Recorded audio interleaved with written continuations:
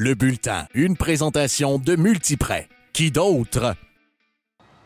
Au bulletin, cette semaine, tout le monde s'accorde pour dire que la qualité des joueurs de hockey Division 1 s'est grandement améliorée au Québec.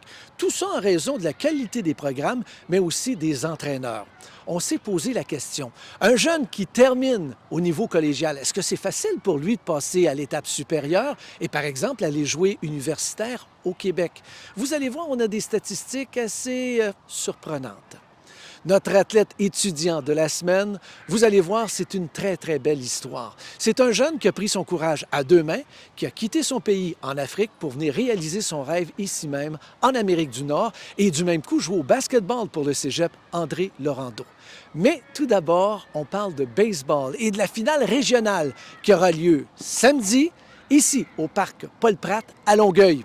Et comme c'est maintenant notre bonne habitude, on s'est déplacé pour aller voir l'entraînement des Lynx du cégep, Édouard Bonpetit. Les Lynx ont un excellent programme de baseball et leur réputation fait maintenant le tour de la province. Des joueurs viennent d'un peu partout pour étudier au cégep Édouard Montpetit et pour jouer avec l'équipe. Oui, absolument. On a un programme annuel, nous, ici, à Édouard-Montpetit. Donc, les gars s'entraînent annuellement. Donc, après la saison, on est à l'intérieur. On a les installations aussi pour cage de frappeurs. Dans les gymnases sont disponibles, préparation physique. Donc, ça fait que les gars restent avec nous là, une année entière. Il y a deux filles sur l'équipe des Lynx. D'ailleurs, un des entraîneurs de l'équipe est une fille, une passionnée de baseball. Bien, dans le fond, moi, je suis dans le baseball depuis 16 ans environ.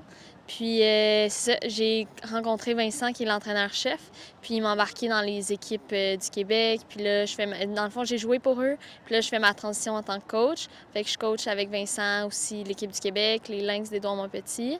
Puis, sinon, je coach aussi une équipe régionale, les Carouges féminines aussi. Fait que, ouais, je me promène un peu partout, là, dans le fond, là. Les Lynx du cégep Édouard-Montpetit n'ont qu'une seule idée en tête, conserver leur titre régional.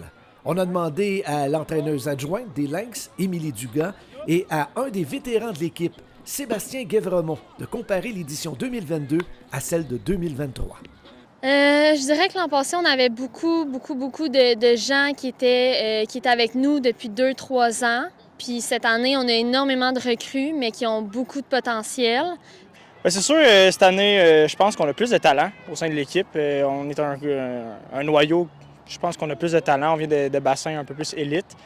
L'an passé, on avait des joueurs peut-être un peu moins talentueux. On avait beaucoup de cœur, par contre, cette année aussi. Puis je pense que nos chances sont meilleures cette année qu'à l'an passé, même si on a gagné l'année précédente. Les Lynx et les cégeps André Laurando, John Abbott et Drummondville participeront à la grande finale régionale. Quelles seront les équipes à surveiller? C'est sûr que les voltigeurs de Drummondville, c'est nos rivaux depuis que je suis au cégep. Ça fait maintenant 3 ans. C'est sûr que ça va être l'équipe à surveiller. Beaucoup de joueurs aussi de bassin qui élite. C'est une très bonne équipe. C'est un peu intimidant de jouer contre les voltigeurs. Ça parle beaucoup. André Laurando aussi, cette année, comparativement à l'an passé, ils ont une très bonne équipe. Des joueurs qu'on ne s'attendait pas à ce qu'ils soient autant bons et performants.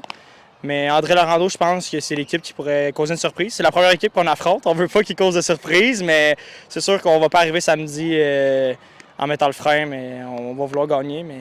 La finale régionale aura donc lieu samedi au parc Paul-Pratte à Longueuil. Les demi-finales opposeront John Abbott à Drummondville et André Laurando à Édouard-Montpetit. La finale sera présentée à 19h.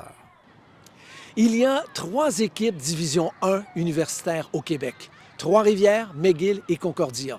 Je ne sais pas si vous êtes au courant, mais il y a également une Ligue Division 2 au Québec. Et j'en parle avec l'entraîneur-chef de l'École de technologie supérieure à Montréal, Patrick Lapointe. Coach, première question qui me vient à l'idée. Comment va la Ligue universitaire D2 au Québec? Bien, ça progresse bien. Il y a beaucoup d'efforts faits par la RSEQ là, pour que la Ligue prenne son envol. Cette année, nous avons des séries éliminatoires pour s'assurer qu'on ait un nombre de matchs adéquats. Le réseau collégial nous donne quelques matchs hors concours contre eux. Ça nous aide aussi pour le recrutement. Ça avance bien. Qu'est-ce que ça va prendre officiellement là, pour lancer cette ligue-là, là, pour que ça fonctionne? C'est sûr qu'on ne peut pas éternellement être seulement 3 équipes. Ça nous prend minimum une 4e équipe s'appeler une ligue, puis que vraiment le réseau, la RSEQ prenne en charge la ligue, une 5e ou une 6e équipe, pour que ça soit une ligue qu'on va jouer seulement contre des universités. Ça va prendre des universités qui veulent embarquer. Donc, en ce moment, au D2, au Québec, Oui. il y a seulement 3 équipes. Quelles sont ces équipes-là? Bien, il y a l'ETS, il y a Chicoutimi, puis il y a Concordia. Donc, OK. l'UQAC et l'Université de Concordia. Et cette année, pour avoir assez de matchs, Oui. vous disputez quelques rencontres contre la Division 1 collégiale. Oui, la Division 1 collégiale, un réseau là, qui est super intéressant. Puis ils nous ont donné cette opportunité-là cette année pour s'assurer que nos joueurs ont entre 20 et 25 parties. Parce que là, sinon, on aurait seulement 12 matchs, vu qu'on est 3 équipes. Et ce qui est important de mentionner, Patrick, c'est que la Division 1 s'est grandement améliorée au cours des dernières années. Et ça, tous les observateurs sont d'accord avec ça. Oui. J'ai été témoin du début à 6 équipes, puis avec le recrutement dans les 2 dernières années, mais j'ai eu le privilège de retourner voir du collégial, puis tabarouette, le rythme, le pace, les joueurs sont en forme, sont encadrés par des organisations A1, puis des entraîneurs là, chevronnés. Donc, oui, la Ligue va grandement progresser. Bon, il y a 3 équipes universitaires D1 au Québec, Concordia, McGill et Trois-Rivières. 3 belles grandes organisations. Oui. Il y a des gens qui vont se poser la question, pourquoi avoir du D2 au Québec? Qu'est-ce que ça peut apporter au Québec?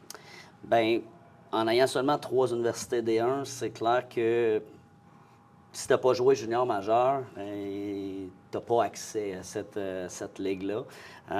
Il y a 400 joueurs collégiales qui, dans le réseau D1, qui n'ont pas de réseau pour jouer. Ils sont tellement passionnés qu'ils sont prêts à s'expatrier, peut-être aux États-Unis pour jouer. Donc, on va retenir des cerveaux au Québec. On offre une ligue où on a une pénurie de main-d'œuvre au Québec.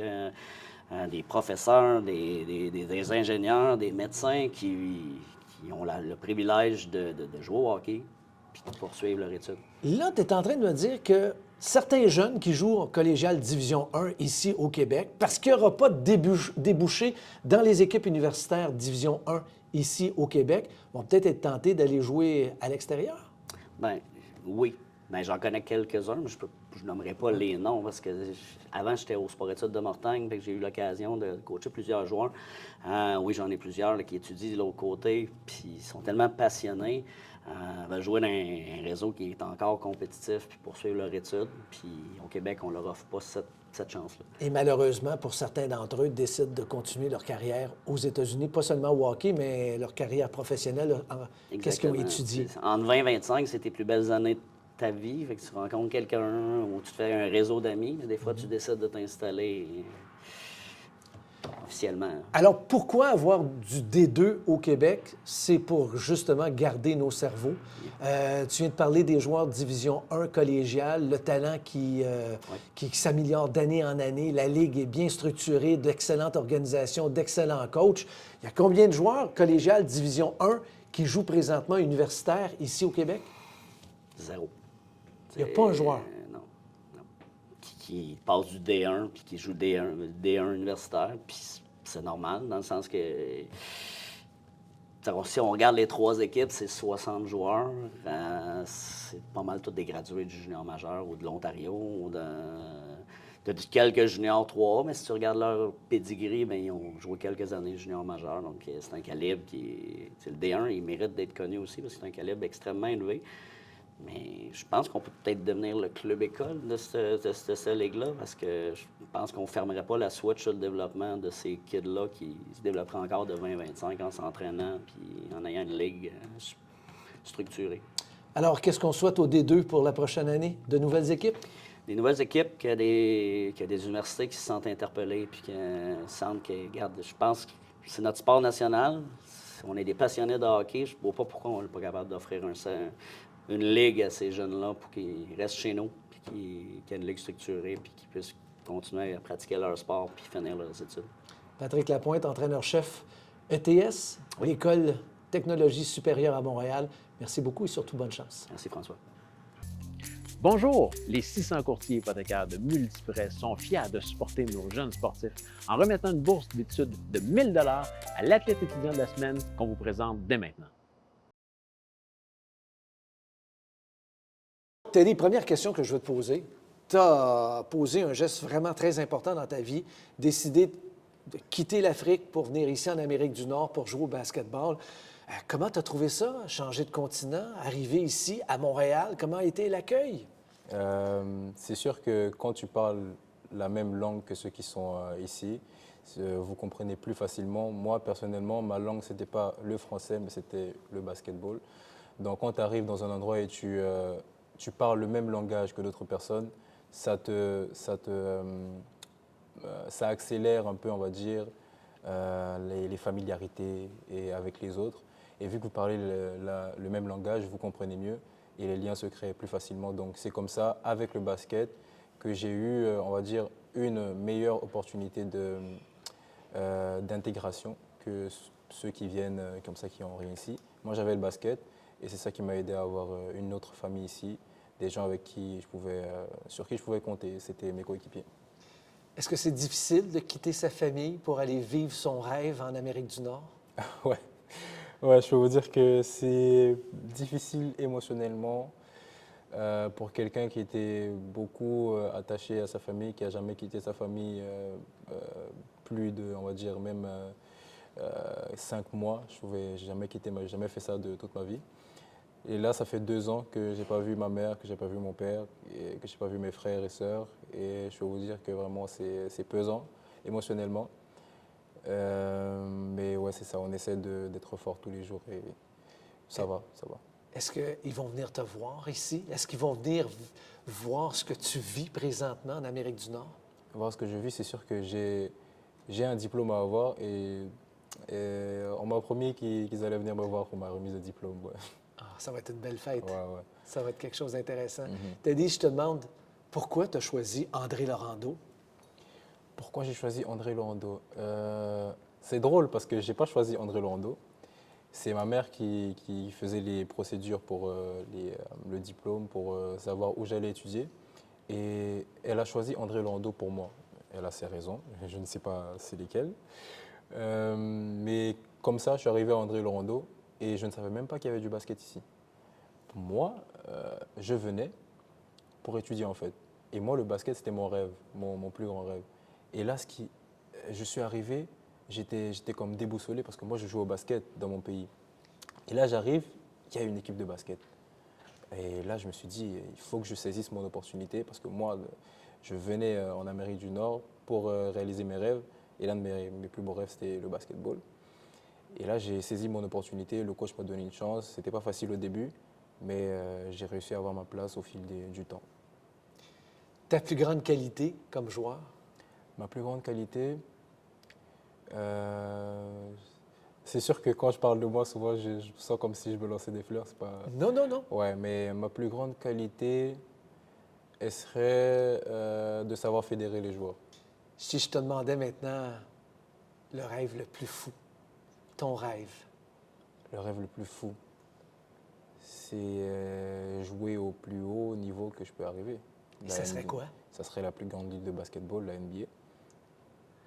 Après ton stage ici, collégial, est-ce que tu as des objectifs? Est-ce que tu veux jouer universitaire à quelque part, aux États-Unis, dans la NCAA, au Canada? Ça serait quoi? Oui, c'est sûr que là, après le collégial, il faut aller à l'université parce que je discute avec mon coach et tout. On a côté opportunités, les offres et tout. On essaie de voir qu'est-ce qui est le plus avantageux pour moi, financièrement, pour l'école, pour le basket aussi, pour les opportunités. Donc on essaie de voir qu'est-ce qui serait la meilleure option pour moi. Et c'est sûr que là, la meilleure option, c'est d'aller universitaire, mais où, on ne sait pas encore. Eh bien, le bulletin et Multiprêt te donne une bourse de 1 000 $. Mais non. Ah, c'est fort, ça. C'est fort. Merci beaucoup. Je sais pas, Plaisir. je sais pas quoi dire. Si beaucoup, je vous remercie.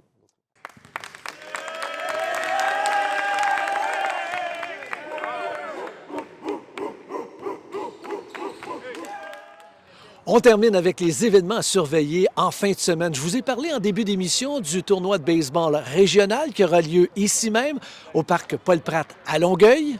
Également à surveiller du soccer féminin Division 1, un duel au sommet entre Sainte-Foy et Champlain, vendredi soir, 18h30 à Saint-Lambert. Hockey féminin Division 1 entre John Abbott et Limoilou, c'est vendredi soir à 20h30. Et finalement, du football Division 1 entre André Grasset et Champlain-Lennoxville, samedi 13h au centre Claude Robillard. Voilà, c'est complet pour cette présentation du bulletin. Si jamais vous connaissez un étudiant ou une étudiante qui pourrait remporter notre bourse d'études de 1 000 $, gracieuseté de Multiprêt, eh bien, écrivez-nous au info@le-bulletin.com et surtout, donnez-nous plus de détails. Merci beaucoup et à la semaine prochaine. Le bulletin était une présentation de Multiprêt. Qui d'autre?